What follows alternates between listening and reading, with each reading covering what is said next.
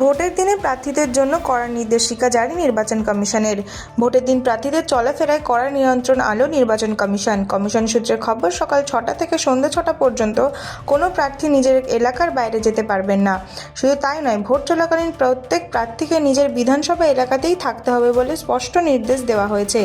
এছাড়াও কোনো রকম বিশৃঙ্খলা বা গণ্ডগোলে জড়ানো সম্পূর্ণ নিষিদ্ধ। কমিশন জানিয়ে দিয়েছে, ভোট যাতে সুষ্ঠু ও শান্তিপূর্ণভাবে সম্পন্ন হয় তা নিশ্চিত করার দায়িত্ব প্রার্থীদের উপরেই থাকবে। এখন এটাই দেখার, এত কিছুর পরেও সব সুষ্ঠুভাবে সম্পন্ন হয় কিনা।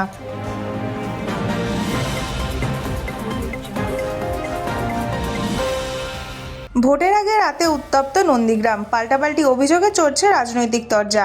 প্রথম দফার ভোটের আগে রাতে উত্তপ্ত পূর্ব মেদিনীপুরের নন্দীগ্রাম ভেকুটিয়া পঞ্চায়েত এলাকার 51 ও 52 নম্বর বুথে ছড়ায় ব্যাপক উত্তেজনা।